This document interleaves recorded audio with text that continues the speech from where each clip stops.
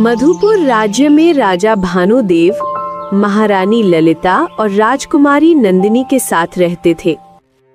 नंदिनी बचपन से ही नकाब में रहती थी, जिससे उसका चेहरा रहस्य बना हुआ था।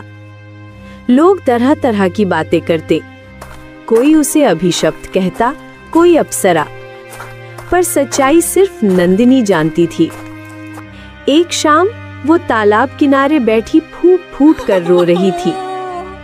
राजकुमारी अपने मन में, नहीं, ऐसा नहीं हो सकता। मैं किसी भी कीमत पर इस राजकुमार के सामने नहीं जा सकती हूँ, नहीं तो मेरा इतने दिनों का रहस्य सबके सामने आ जाएगा। वो फूट फूट कर रोने लगती है। तभी तालाब से एक मछली प्रकट होती है। राजकुमारी, तुम पिछले 20 वर्षों से इस तालाब पर आती हो और इतने दिनों में मैंने कभी तुम्हारी आंखों में आंसू नहीं देखा। आज ऐसा क्या हुआ जो तुम इतना रो रही हो?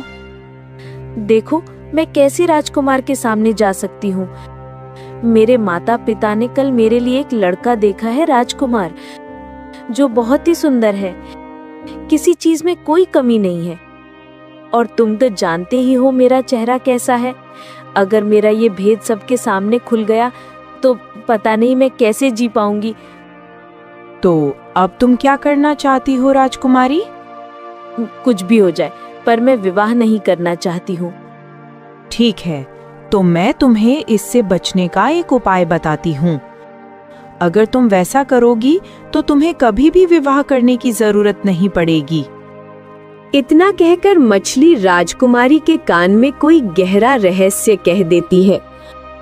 उसके बाद राजकुमारी वापस राजमहल लौट आती है, जहां दो दासियां बातें कर रही होती हैं। अरे, तुमने सुना, राजकुमारी पूरे 20 वर्ष की हो गई है, लेकिन अभी तक मैंने उनका चेहरा नहीं देखा। मुझे तो छोड़ो, महल में किसी ने भी उनका चेहरा नहीं देखा। ऐसा क्या कारण है कि राजकुमारी हमेशा नकाब में रहती हैं? अरे, तुम्हें कैसे पता चलेगा जब मैं उनकी खास दासी हूँ और हर वक्त राजकुमारी के साथ रहती हूँ? फिर भी मैंने उनका चेहरा नहीं देखा, तो तुम कैसे देख पाओगी? जरूर कोई गहरा रहस्य है जो हम लोगों को नहीं पता। कहीं राजकुमारी इंसान है भी या नहीं? उनके चेहरे के पीछे कहीं कोई जानवर का चेहरा तो नहीं है? चुप हो जाओ, तुम क्या कह रही हो?